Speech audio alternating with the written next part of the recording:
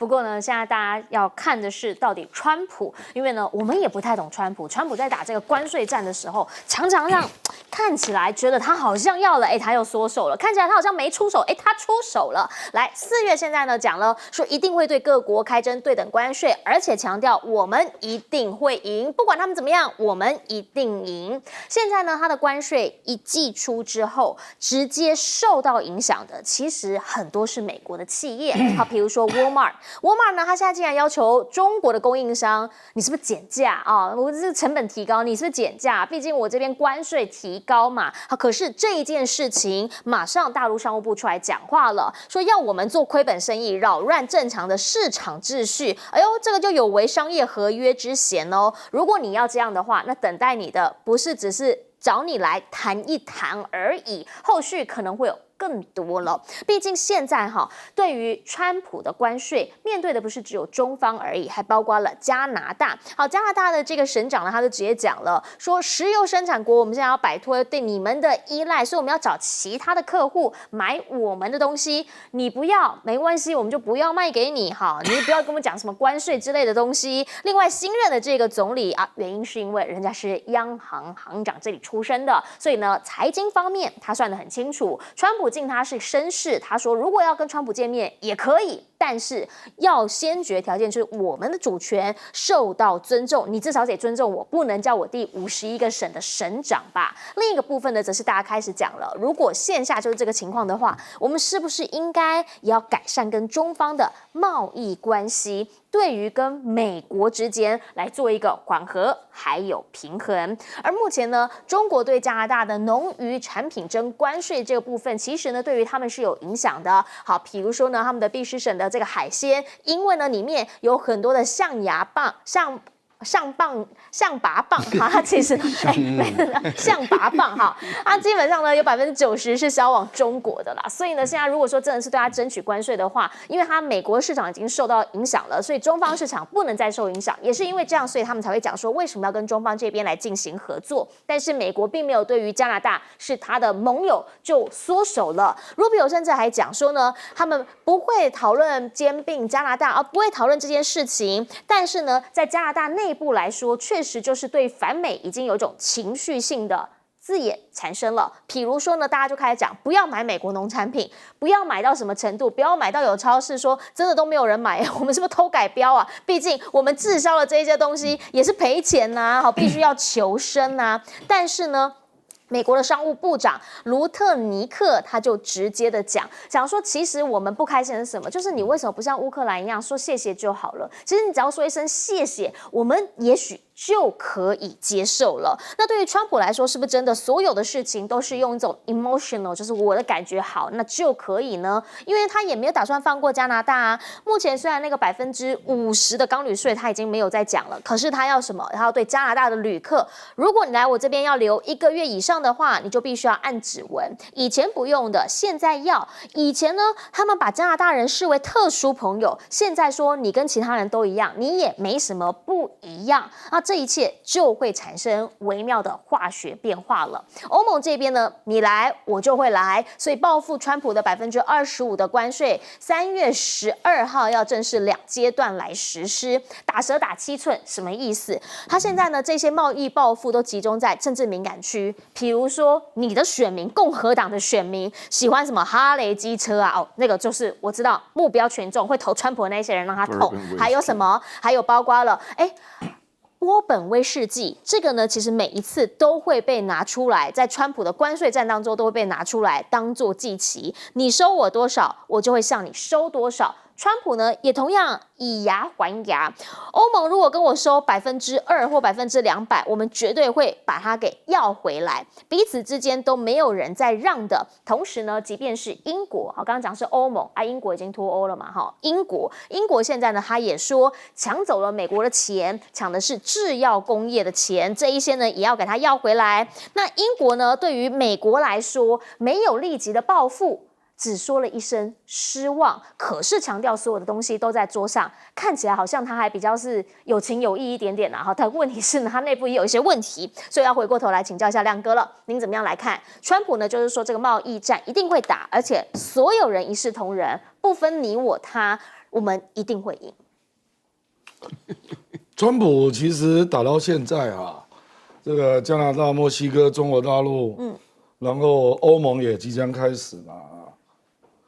那到目前为止，每一个国家都是反制啊，对，只有一个国家跪在地上，就是台湾啊。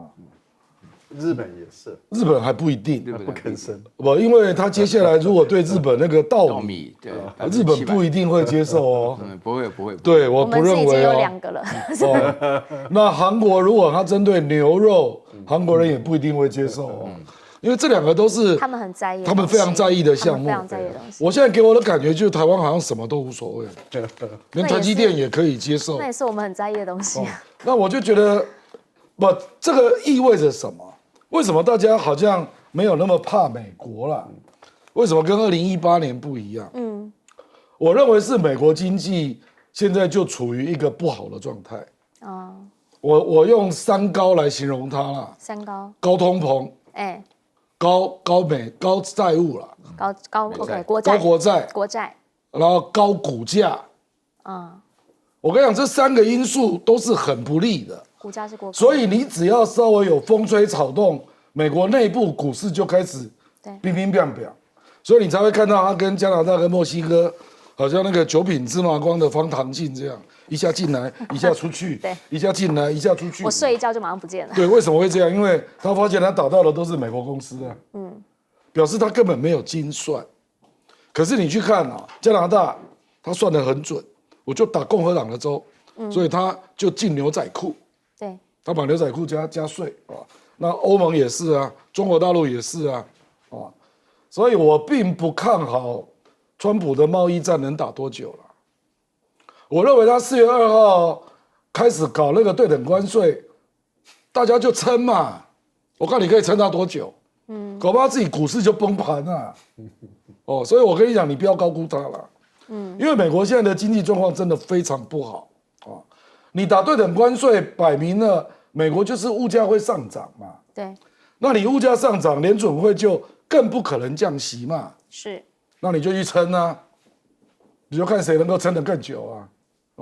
比如说我讲汽车啦，你加拿大跟墨西哥真正干下去，美国的车子平均一辆要抬高价格6000到12000，你的消费者受得了？沃尔玛为什么中国有这个筹码叫他来谈一谈？因为沃尔玛有中国的国内市场，你不要以为它只有进口，它在中国的营收有多大？所以我也不认为沃尔玛能够成功啦。说叫中国的出口商你们自行吸收啊，没这种事啦。到时候中国的那个消费者民族主义一上来，我看你那个沃尔玛在中国怎么做生意？所以我真的认为美国现在实力已经大不如前了。这个2025跟2018完全是不一样的经济基础了。我认为川普必败无疑了。亮哥讲的很决绝，请教赖老师怎么看？这次因为沃尔玛他想要求中国大陆的厂商降低它的价格。主要他要压一点成本嘛，他要压低价格嘛，那等于是由这个中国的厂商来吸收关税嘛。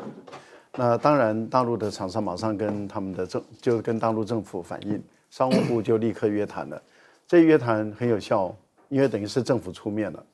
那政府出面，那也就是说，你别想要各个击破了。过去欧美的国家尤其是欧洲，曾经对于中国大陆的电动汽车厂想用大小眼的方法要各个击破，后来大陆这边出手了那也就是说，你哪一些厂商各个跟这个欧洲在那边磋商，那个别谈的话，你们看着办。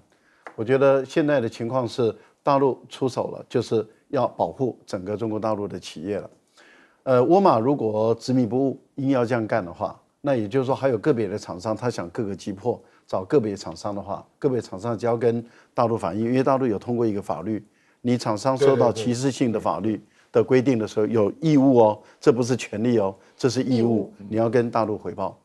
那大陆一旦知道以后，那些个别的厂商如果妥协的话，那当然就要砍了嘛可是问题是，沃尔玛会面临什么问题？如果大陆把它列为不可靠势力清单，大陆的所有的商人、所有的厂商、企业、个别人都不能够跟这家企业来往，这家企业也不能够进中国大陆，也不能够到香港，也不能到澳门，全部都没了。除了这个以外，大陆的所有的供应商都不会给你沃尔玛。沃尔玛的商店的店价的产品少60%以上，保证，而且是以上，不是以下。那你想，你一家的大卖场，你的产品下架60%，谁还去你这大卖场？你这大卖场要赚什么钱？你还找别的产品来补不了的。所以我觉得这是一个很简单的一个动作。我估计沃尔玛很快的就不敢了，他也不敢再给他的企业、给中国的厂商施加压力。我敢保证，因为一出手，那就我们看着办，下面就有动作了。这不会是一个小事情。另外，我觉得对于加拿大跟对于欧洲来说的话，他们只要取消对中国大陆的关税，大陆马上就会取消对他们的关税，因为这些关税当初是你加拿大是先启动的，是。那么先启动对大陆的汽车电动车课100%的关税，接着后来对钢铝启动关税，那就是因为杜鲁多想讨好川普嘛，然后之前想讨好拜登，然后对中国大陆。那中国大陆现在只是第一手还手而已，而且还留有余地，那就是等你新的总理上来了以后，你如果取消，大陆就取消，那当然你加拿大要跟美国去打关税战就比较容易了，而不会两面攻击了。欧洲也一样，欧洲冯德莱恩跟美国人说，你不要对我课关税嘛，你这个课关税对我不利，对你也不利嘛，是两败俱伤嘛，你不应该这样子搞这个歧视性的关税。我就想，你冯德莱恩，你怎么面对中国啊？你对中国大陆不是就是搞歧视性的关税吗？那你今天你可以要求美国不要这样对你，那你为什么要这样对中国大陆呢？所以大陆当然对你课关税，你欧洲你要两面作战，那也奉陪。所以我觉得欧洲如果要好好的跟川普打一场贸易战的话，那就要取消对中国的关税，那中国也会取消对你的关税。我觉得这个战争就好打多了。可是我对于美国的商务部部长，我最没办法接受他所说的话。为什么？杜鲁多当初是怎么求川普的？跑去海福庄园2次啊，对，还说：“哎呀，我对中国大陆也课钢铝税了。”你就放我一马吧，你要成为51州。后来又再去的时候就说，哎呀，我对芬太尼我已经严打了，我对非法移民我已经把他送回去了，你就放我一马吧，照打。这个就是去求了半天以后，后来杜鲁多说我辞职不干了，我跟你开始对干了。哎，你还说你只要跟乌克兰一样说声谢谢。杜鲁多他不只说谢谢啊。他还差一点跪在这个川普旁边来跟他讲话，你看那种讲话的姿态多卑微啊！但是结果他受到的待遇，他还说你只要说谢谢。我觉得这种人好，不止如此。那我要帮澳大利亚人讲一句话。澳大利亚跟美国，澳大利亚是贸易逆差，美国人赚澳大利亚赚很多钱呢。那你今天赚很多钱的人，你应该跟澳大利亚说谢谢你啊，让我赚你很多钱。他不是他不但我赚了你很多钱，我还课你关税。你石破茂说要去美国投资1兆美元，1兆美元呢，照样颗粒米稻米给你啊。所以这种商务部部长讲这种话，台湾很多1450还有很多绿营的朋友，脑袋独立思考一点点就好，只求你们一点点就好。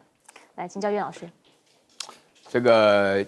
讲到这个贸易战呢，说实在话，我不想讲现象只是谈它的本质了。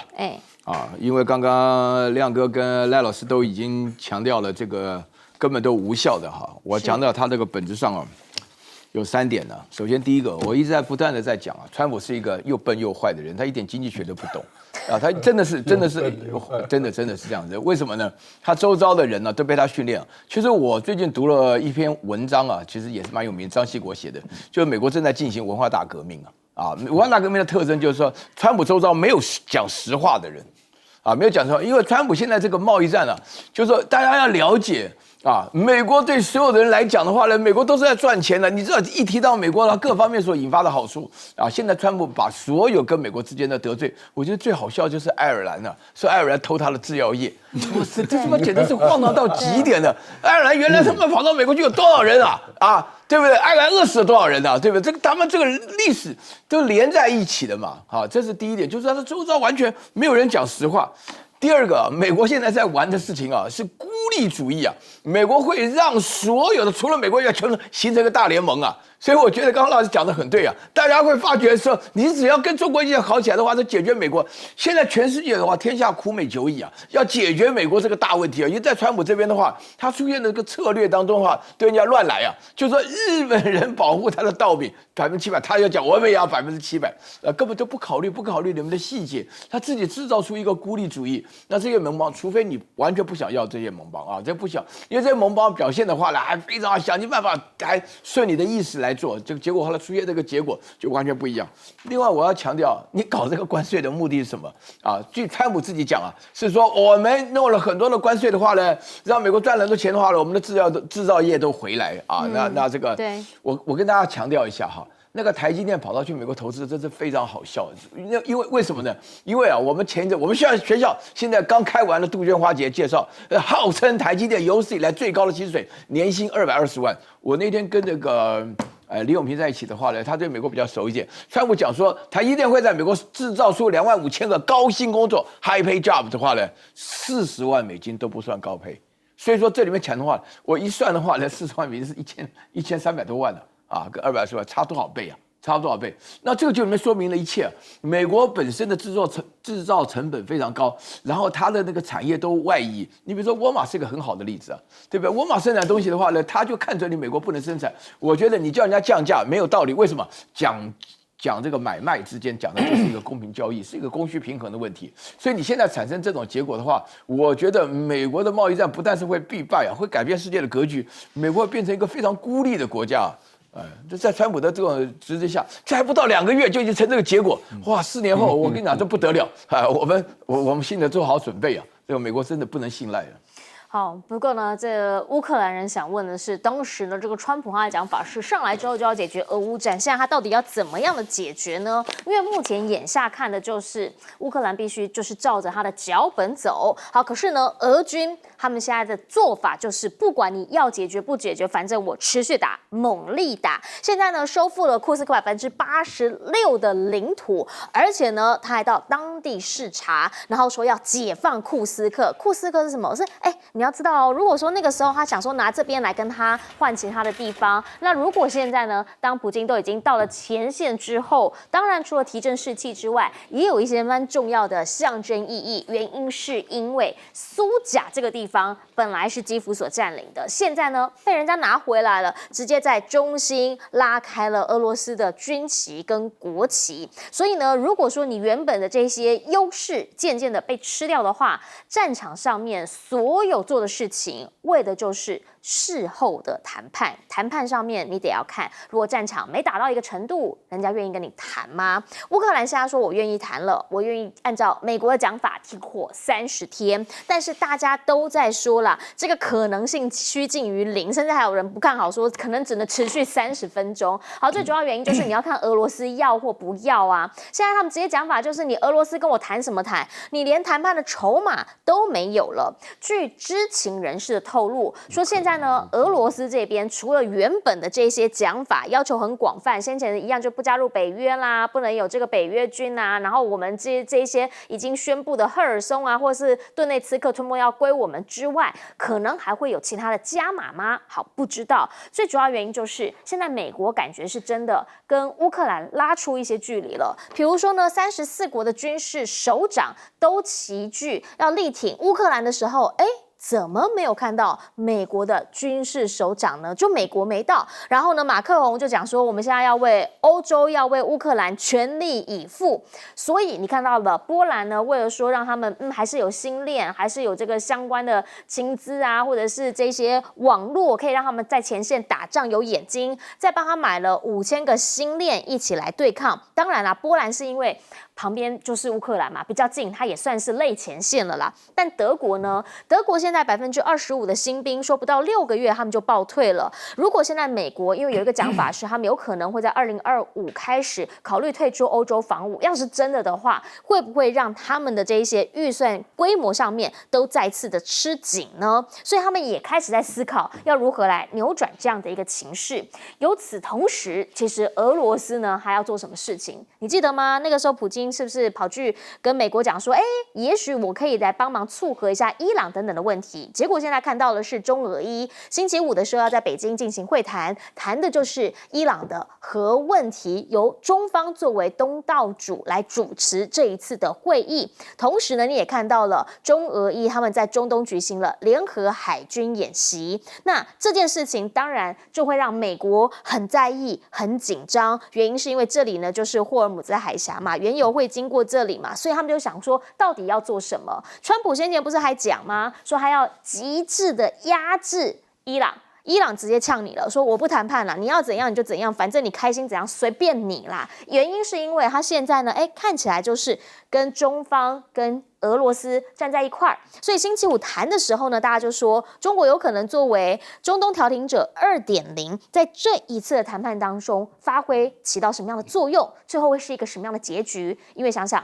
巴勒斯坦有办法，所有的人站在一块儿。那当时呢，有办法让伊朗还有沙特阿拉伯破冰。那现在能做到什么？请教一下亮哥，你会怎么样来看？我们先从俄军开始。俄军现在呢，刚刚收到的最新消息是，他们已经收复了苏甲。那这原本是乌克兰认为他自己很厉害的地方。他搞不好还会往前打嘞，打乌克兰的苏美。苏甲还是在库斯克里面。是。我觉得我感到纳闷的就是。这个卢比奥跟乌克兰在沙特的会谈我实在难以理解为什么卢比奥会同意30天停火。那只要停火，美国就恢复情报跟军火的供应。对，卢比奥怎么会同意这件事啊？因为这样不就让美国卷进去吗？我觉得卢比奥这个思考跟川普还有 Jelly Fans 是不一样的。所以我真的觉得他美国的团队乱了。那这个俄罗斯一定反对的你想也知道啊。我俄罗斯如果同意了，那等于是让你乌克兰刚好补充你的军火。而且他一同意之后，他马上又开始无人机又飞过去。不是，要停火1个月啦，30天嘛。对啦，可是开军事资料给他，又开始飞了。这个时候是你乌克兰最弱的时候。那我让你补充军火30天，那我得到什么？对。所以那个欧洲的官员的理解是很合理的啊。他说俄罗斯怎么可能同意？对。所以我昨天看那个俄罗斯的媒体，他们说这怎么可能同意呢？那你美国除非用什么来答应俄罗斯啊？我难以想象你有什么东西可以让俄罗斯同意这个。因为你了不起就是给他不然 SWIFT 制裁取消，这没有用啊。军事的东西只能用军事来交易了。你知道我的意思？就是你乌克兰已经要答应了，北约就不参加了，或者是你领土要怎么处理啊？这个乌克兰没有任何承诺。而且我跟你讲，更糟糕的是什么？因为泽连斯基不去嘛，对，他派了总统府的那个办公室主任去嘛。那个人在谈判前还在英国《卫报》写了一篇文章，敌意满满啊。他的标题叫什么？你知道吗？说我们跟欧洲绝对不能让俄罗斯脱困。他脱困的英文是讲 off the hook， 钩子啊，对，要把它勾住，不要让它脱困。那俄罗斯，你写这种文章，然后你到沙特阿拉伯来谈判，那我要陪你玩呐。所以他就打。是。他这个时候打，美国还是不能提供军火。对，不能够提供那个相关的侦测嘛。你要怎样？就是你怎么会卢比奥怎么会幼稚到，如果俄罗斯继续打，那你怎么办？你怎么没有想到呢？所以我觉得卢比奥程度真的很差就怎么会谈出这种结果呢？这难以理解。你是个国务卿他只有，我就觉得他的对国际政治跟这种战争的调停，你的逻辑怎么会这么弱啊？我昨天看到那个结果，我真的吓一跳啊！就是乌克兰，我的朋友几乎都跟我讲说，美国怎么上了乌克兰的当？这个我认为川普跟 Jelly Fans 都不可能犯这种错误。是，所以我就觉得卢比奥是不是他事实上立场跟川普不一样啊？不然怎么会这样呢？坦白讲，这一段我真的无法理解，所以我的直接的感觉就是一定还会继续打下去，所以俄罗斯就继续打是，而且我认为他库斯克86%嘛，整个打到100%的时候，他不会停止，他还会再打出去。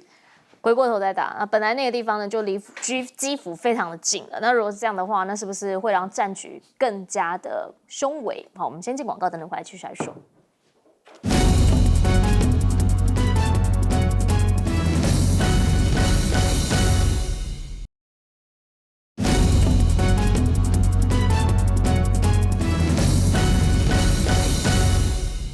好，我们讲到乌克兰现在在前线，其实每天好像俄军都要往前推，现在连普京都到前线去了，请教老师。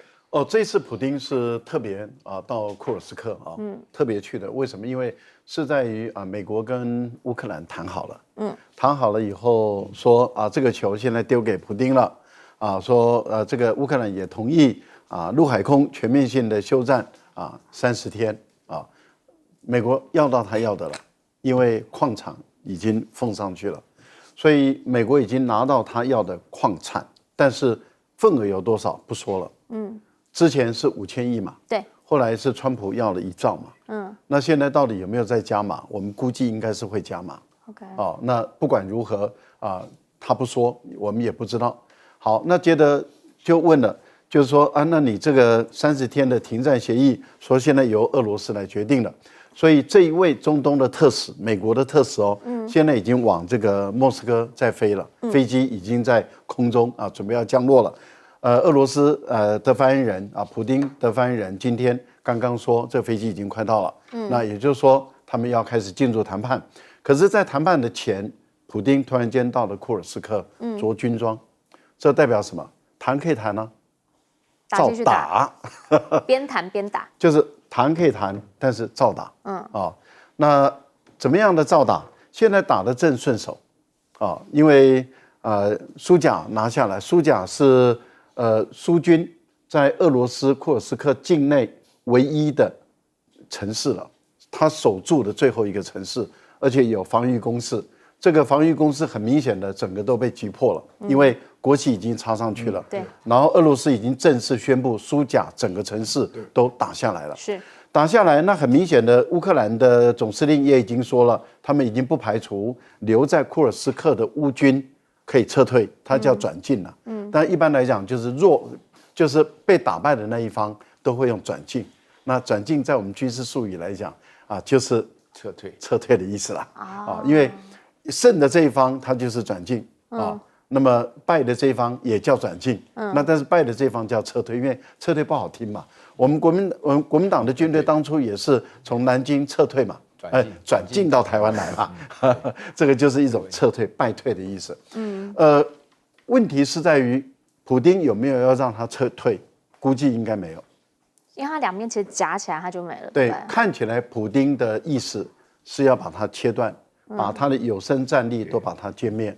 而普丁的下一步目前已经在做的就是打苏梅州。对苏梅州打下来了以后，右边就对于哈尔科夫了，左边就对于这个基辅了，所以那是一个战略要地，看起来俄罗斯要的更多了。好，因为呢，苏贾他其实还在库尔斯克，但往前就是苏梅。苏梅就像刚刚讲，为什么每次在这个前线一开始打的时候，大家就在讲苏梅，原因是因为那是非常重要的一个战略要地。我们等等回来，请岳老师来帮我们总结。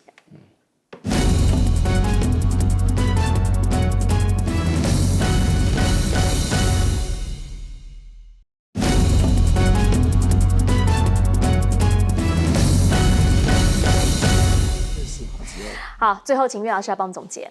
好，我是不能够了解为什么卢比奥这次表现得如此愚笨啊，但是我要回答一下这个亮哥要问的问题啊。我跟你讲啊，我们中国人有一句话，心急吃不了热豆腐。那川普现在的话呢，是心急吃不了烫豆腐。他原来瞎吹原来瞎吹24小时然后这个他的这个国家安全顾问那边强调讲说，没讲哪一天的24小时现在扯到就是又是扯到复活节了，我看感恩节也大概都不行了。那么目前为止的话呢，光是卢比奥的这个表现这几天一连串的表现了，卢比奥就我感觉上就坐在范式旁边像个小孩子一样他这个没有这个能力处理的事情。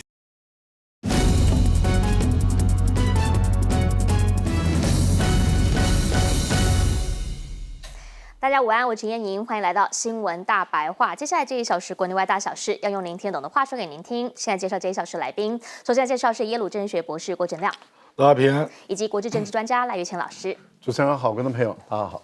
还有台大哲学系教授苑举正老师。燕莹好，各位观众朋友大家好。一开始先带你来看到是在南海这边，大家都很关心这位前总统目前状况如何。这个是菲律宾前总统杜特地，他才刚刚回到菲律宾，马上就被人带走了。现在知道人应该就是在海牙，而当时呢带他走的是国际刑事法院，现在将他起诉之后，杜特地也出来跟大家说话，他说呢要继续服务菲律宾，但是话中疑似有话，来听听他的讲。To my countrymen, just to give you the current situation, I am about to land, but I say to you, I will continue to serve my country.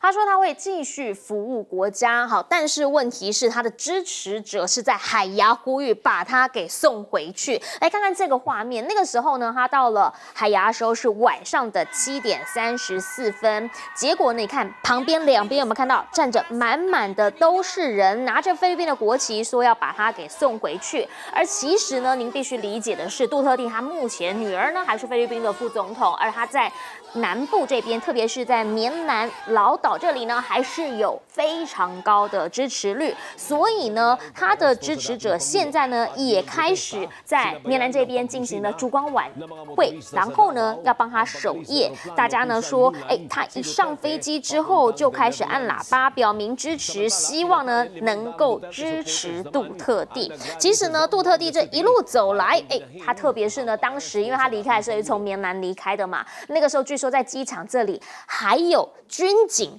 对着他那痛哭流涕，有没有在擦眼泪？然后呢，据说他还跟那个军警讲说：“我理解你们在工作啦，哈，不要难过，一切都会好起来了。”反而安慰他的支持者。现在呢，在菲律宾这边，反正民间来说，就是虽然小马可是说呢，这不跟政治没有关系，但是大家都认为这个就是跟政治有关系。而现在澳洲呢，也对于他的国民发出了旅游警告，特别强调就是如果要去菲律宾缅南老岛的时候，要特别的谨慎。好，现在呢，杜特地人已经被押送到荷兰海牙了。他的女儿呢是很生气一件事情，原因是因为他说飞行时间长达8个小时，却只给我爸一份三明治吃，然后搭配的是什么？有大媒体呢发布了这样的照片，就是好像有人在看他的身体的状况，好，看看他是不是不舒服，原因是因为他整个人呢是躺在这个椅子上面的，所以大家就有在质疑说，到底他整个过程当中有没有被符合人道的对待？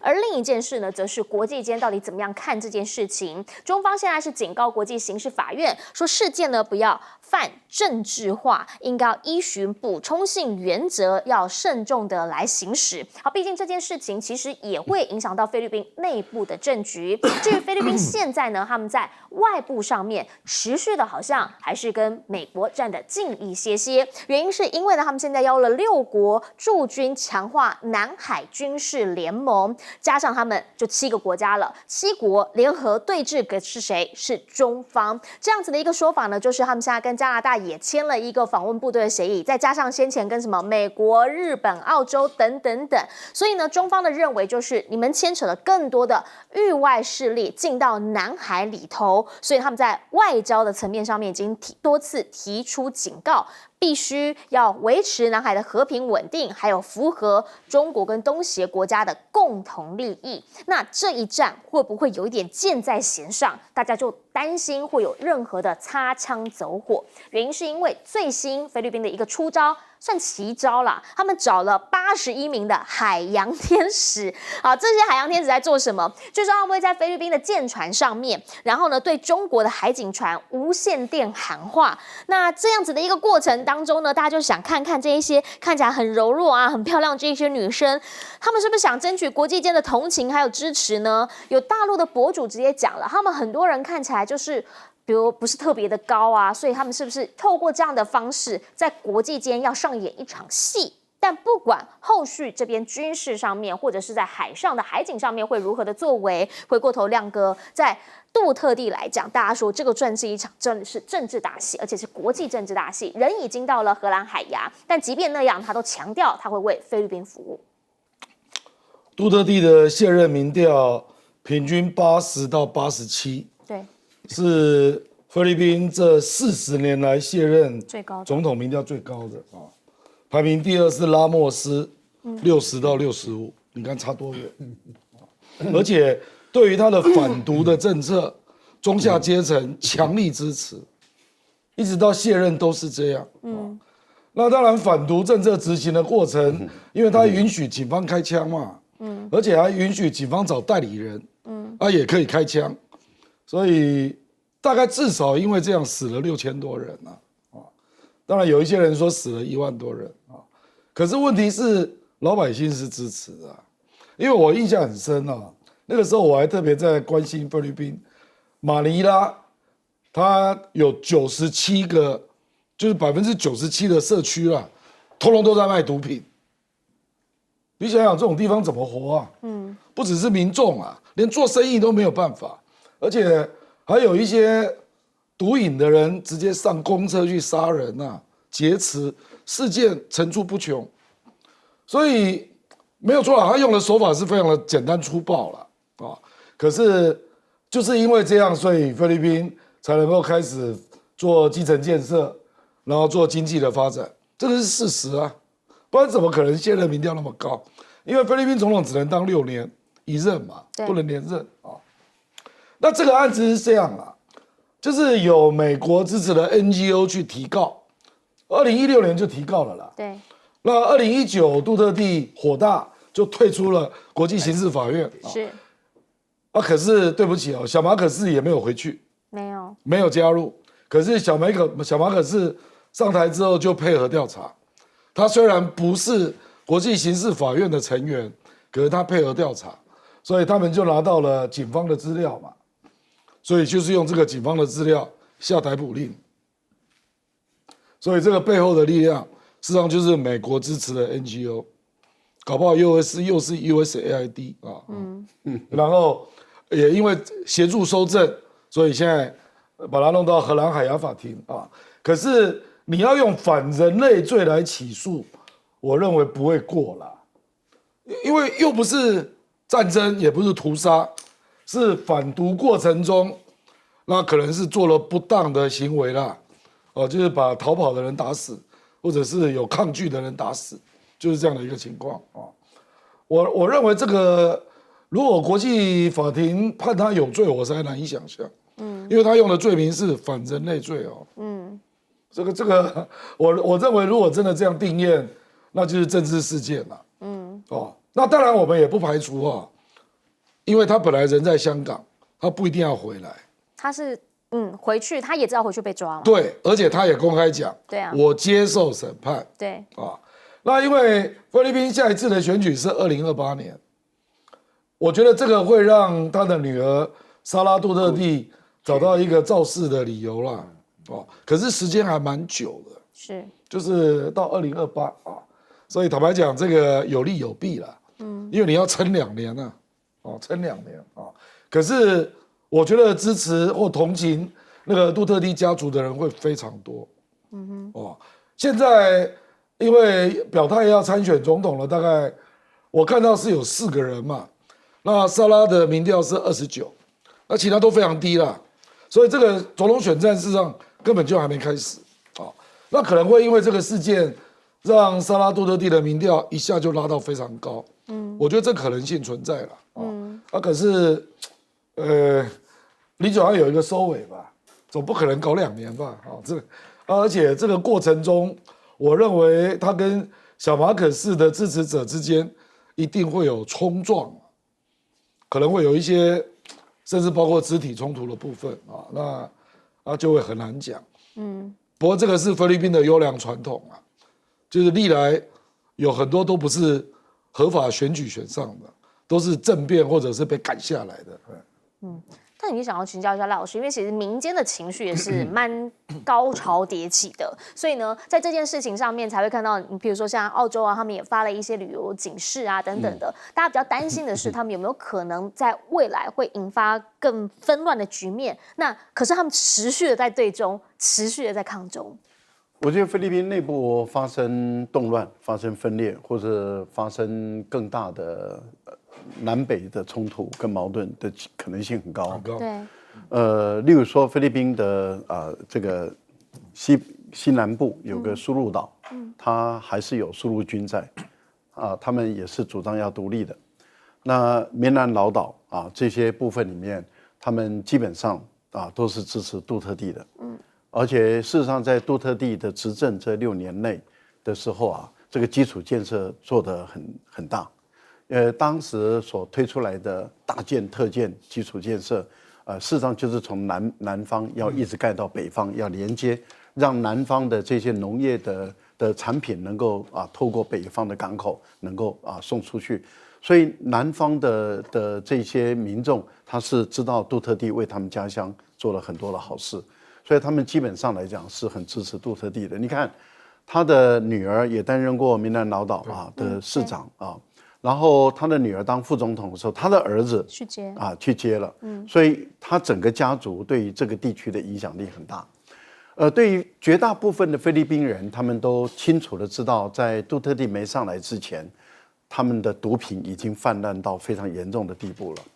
不管是城市、社区、学校，到处都是毒贩，而且警察跟毒贩勾连，然后警察跟这个很多黑社会的绑匪都勾连。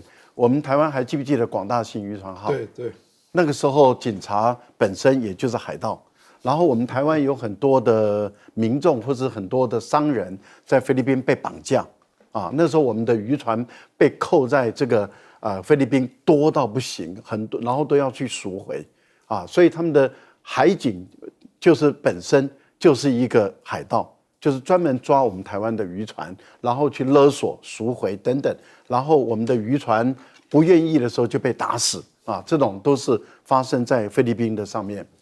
但你想，当时的菲律宾就是这样的一个状态，我们台湾也很愤怒，也很生气，我们有很多的商人被绑架，然后甚至被撕票，甚至你也看到香港的旅行团，他们的这个游览车里面被劫持，然后艾奎诺三世那种冷笑，然后造成了这么多的残酷的事件。菲律宾是乱得一塌糊涂。那乱得一塌糊涂的过程中，菲律宾人也苦不堪言，好不容易有个杜特地上来，杜特地上来用铁腕的一种方式的统治，然后一下子先把警察的福利待遇拉到很高，然后再告诉警察说，我把你的待遇拉高了，你不能够再做奸犯科了，你不能够再做匪了。那些警察也愿意，所以为什么他会得到那些警察的支持？很多警察为什么会哭？就是说他不愿意执行这个命令，但是他是公务人员，他必须要执行，把他移送到这个海洋这边来。他们也不愿意，但是他要做，他也会流泪。他为什么会流泪？就是他在统治，就是杜特地在菲律宾统治的这6年间，他也获得他们的军人、警察的支持，也获得广大的菲律宾的民众的支持。他们知道他为菲律宾人做好事。那你想想看，为菲律宾人做好事，刚刚亮亮有讲了，郑亮有讲了。是被美国所支持援助的 NGO 却去指控，然后指控他，然后他们却竟然这样子就要把他以违反人类罪。那我们要问的问题就是，美国在中南美洲扫毒的时候，他用的是军事手段他用的是军事手段扫毒对。然后现在竟然对于一个总统用警力的手段来扫毒的时候，你说它是违反人类罪。如果菲律宾爆发了内战，爆发了更大的矛盾跟冲突，现在澳大利亚都发出警报来，如果爆发内战、爆发冲突，造成更多人的伤亡，海牙法庭要不要负责任？海牙法庭要不要负起菲律宾内乱、内战，然后造成人员伤亡？而且这些法官要不要接受这个违反人类罪的调查？我觉得也应该要比照办理嘛。这些是我觉得海洋法庭真的是不要胡搞瞎搞，你没有那么大的权利了。是，来请教袁老师。我有不少菲律宾的好朋友啊，菲律宾的话呢是非常 emotional 啊，他们情绪上这是很明显的。我印象中非常深刻，1986年的时候，那个马可斯下台的时候，那个下台的时候的话呢，这个菲律宾这个国家其实讲起来啊，它的国际知名度其实是蛮重要的，因为它是美国殖民地嘛。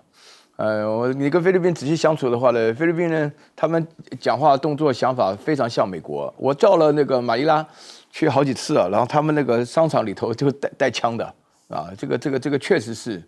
那我现在强调，我始终都认为啊，杜特地这一次的事情啊，我觉得他有一点是要替他女儿助选了，我觉得有这个味道了。我讲4个理由了啊，就这样。首先第一个理由的话呢，他事前就知道他人在香港的时候参加一个香港的这个菲律宾的公民的这个集会嘛，然后呢他自己讲话，他自己主动讲就是说是双手缴出去，然后就接了，然后这么快就直接办了。ICC 的话以反人就是说国际刑事法院以这个反人道罪的，然后来这个抓他嘛，然后他欣然接受，没有看到任何的逃避迹象啊。然后第二点的话呢，就是说呢，我觉得菲律宾在外面的人很多，但没想到在海牙这么多，真的没想到，哇，不得了啊，又哭又闹的那超过想象，而且打了招牌都一致的，就 send him back 看样子是还没有被抓以前就写好的。就大家可以感觉到出来然后第三点的话呢，我觉得因为他的女儿 Sarah 因为这个杜特地本身来讲，他犯的罪，其实他原来在达沃斯，在缅达纳奥那边当达沃斯市长的时候，他就这一套他原来就这一套，菲律宾完全知道他，因为他那个民调支持率非常高所以在这种情况之下的话，大家可以想而知杜特地本身来讲的话，他根本不，而且他那个时候，他好2019年他就退出来这个国际刑事法院嘛，就是要避免这个。然后现在的话，那个马可斯本身也没有加入，然后就跟他通知他要抓，然后什么红色警戒线，红色警戒线到目前为止都没有什么真正的一个发表而且说这个国际刑事法院的人自己都很惊讶，因为国际刑事法院的话呢，这个是臭名在外什么一大堆人对不对？你们以色列的总理纳坦雅胡的不抓了，普丁的那种不抓了，人家根本甩都不甩你前一阵子的话呢，那个所有的这个重要的人物根本都甩都不甩你，现在突然一下自动上网了，他不知道该怎么办好，麻烦了。这个热手山芋。另外，我觉得还有一个非常重要的一个原因就是我印象中最深刻的杜特地呢就骂过奥巴马sound of 这个 BB 就是那个很难听的脏话，就是脏话。我跟你讲美国对他很不爽。然后这个马可斯本身来讲的话呢，大家知道老马可斯原来就据说了就事实上也差不多，不是跑到夏威夷去的时候带了好几百亿美金走嘛那美国的话呢不会让他轻松然后小马可斯这边的话就配合上来讲的话呢，那杜特地反美他不一定亲中但是反美的立场很明确，所以这个根本就讲起来的话。大家已经知道，杜特地根本就不害怕坐私人飞机跑到海牙去我唯一不懂的是为什么只飞8个钟头就到了我这不太懂。来。